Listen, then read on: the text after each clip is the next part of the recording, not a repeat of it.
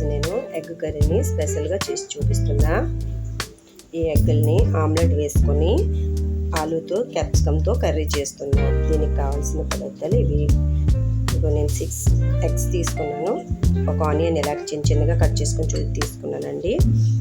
అల్లం వెల్లుల్లి పేస్ట్ 2 స్పూన్లు తీసుకున్నానండి.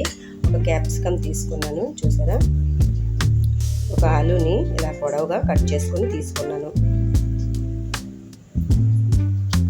తర్వాత మసాలా కోసం కొద్దిగా కాజు తీసుకున్నాను, కొద్దిగా పచ్చిమిర్చి తీసుకున్నాను, ఒక ఆనియన్ తీసుకున్నాను, 3 టొమాటోస్ ఇలా కట్ చేసి తీసుకున్నానండి. దీన్ని ఫ్రై చేసి గ్రైండ్ చేస్తాను. గ్యాస్ ఆన్ చేసుకొని ప్యాన్ పెట్టుకుంటున్నానండి. ఆమ్లెట్ కోసం ఈ ప్యాన్ పెట్టుకున్నాను. ఇటువైపు మసాలా ఫ్రై కోసం కడాయి పెట్టుకొని ఉంచుకున్నాను. మసాలా కోసం ఇక్కడ 1 స్పూన్ ఆయిల్ వేసుకుంటున్నానండి.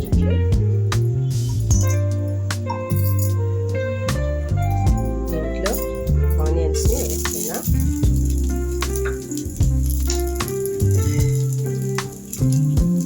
పచ్చిమిర్చిని కూడా వేస్తున్నా.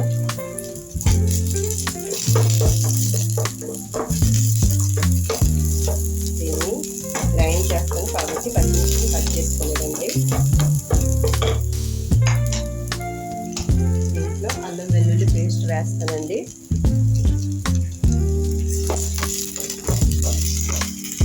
దీంట్లోనే టమాటా వేసి బాగా ఫ్రై చేస్తాను. టమాటా వేసాక 1 స్పూన్ సాల్ట్ వేస్తున్నానండి.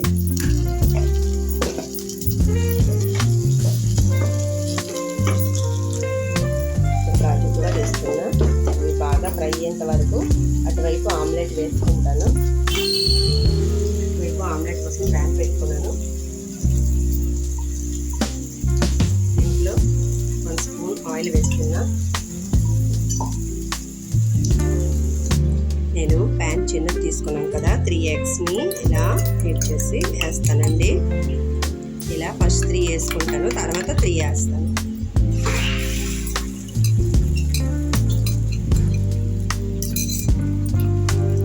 దీంట్లో కొద్ది సాల్ట్ వేసి కలుపుకున్నాను. ఇప్పుడు మూత పెట్టి ఉంచేస్తాను. వైపు మసాలా ఫ్రై అయిపోయిందండి. దీన్ని గ్రైండ్ చేసి పెట్టుకుంటాను మిక్సీ జార్లో. ఆమ్లెట్ని రివర్స్ చేసుకుంటానండి.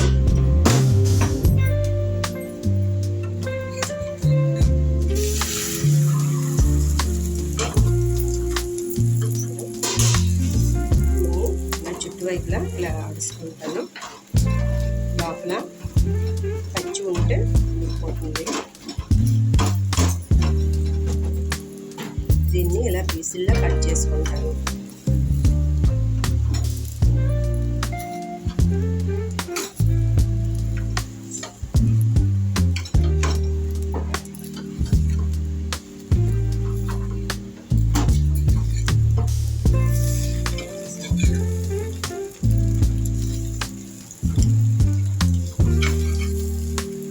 ఇలా మొత్తం ఆమ్లెట్లు చేసి ఉంచుకున్నానండి. మళ్ళీ ప్యాన్ పెట్టుకున్నానండి. 3 స్పూన్స్ ఆయిల్ వేస్తాను.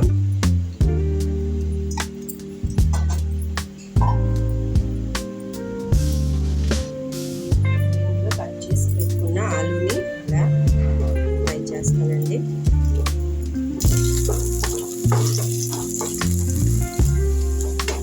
ఆలు ఫ్రై అయిపోయింది. దీంట్లో కొద్ది సాల్ట్ వేసుకుంటాను ఆలు పైన. బాగా మిక్స్ చేసుకొని ఆలూని తీసేస్తాను. ఫ్రై అయిపోయింది, ఇలా తీసేసాను. ఇప్పుడు దీంట్లో ఆనియన్ వేస్తానండి. ఆనియన్ కట్ చేసి ఇలా చిన్నగా కట్ చేసి ఉంచుకున్నాను కదా, వేస్తున్నా.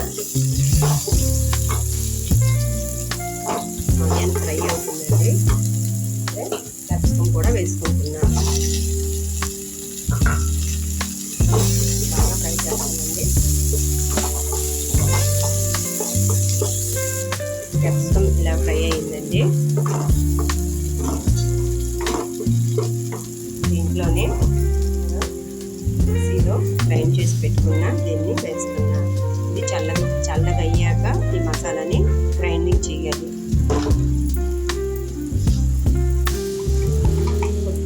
టేస్ట్ కోసం కాజు వేసానండి. మీకు ఇష్టం లేకపోతే కాజుని స్కిప్ చేయొచ్చు, టేస్ట్ కూడా అవుతుంది కాజు వేసాక. ఇలా ఫ్రై చేస్తున్న ఈ మసాలాలో కొద్దిగా సాల్ట్, పసుపు వేసుకుంటున్నాను. పసుపు ఒక స్పూన్ వేసుకుంటున్నా, సాల్ట్ ఒక స్పూన్ వేసుకుంటున్నా. సాల్ట్ తగినంత వేసుకుంటారండి మీరు. కారం వేసుకుంటున్నానండి స్పూను. మీకు బాగా స్పైసీ కావాలంటే మరొక స్పూన్ జీరా వేస్తున్నా. బాగా మిక్స్ చేస్తాను.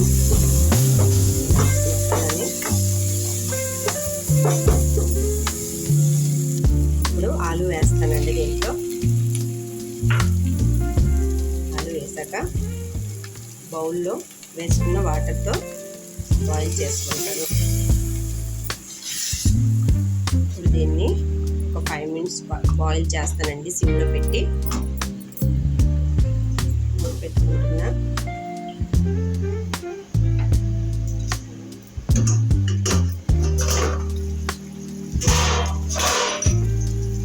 ఇలా అయింది. దీంట్లో మరికొద్ది వాటర్ వేసుకుంటాను. 1 glass వాటర్ వేసుకుంటాను. ఆమ్లెట్ వాటర్ని బాగా పీల్చుకుంటుంది, చిక్కదనం వచ్చేస్తుంది. చూడండి, ఇలా చేశాక ఆయిల్ బాయిల్ అయిపోయింది. చూపిస్తున్నా.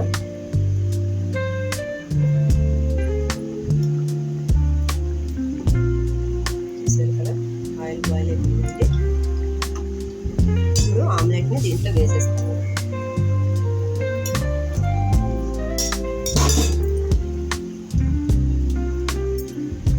ఆమ్లెట్లు వేసాక 2 minutes బాయిల్ చేసుకుంటానండి.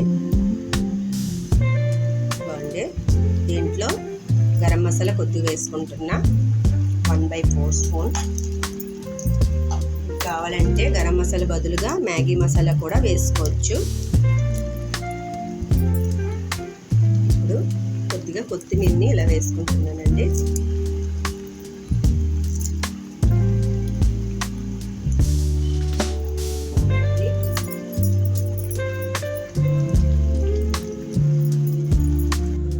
ఇదిగోండి, కంప్లీట్ మన ఎగ్ ఆమ్లెట్ క్యాప్సికమ్ ఆలూతో కర్రీ కంప్లీట్ అండి. మీరు ఇలా చేసి చూడండి, చాలా బాగుంటుంది. దీనిని రైస్తో కానీ చపాతీతో కానీ తింటే సూపర్గా ఉంటుంది.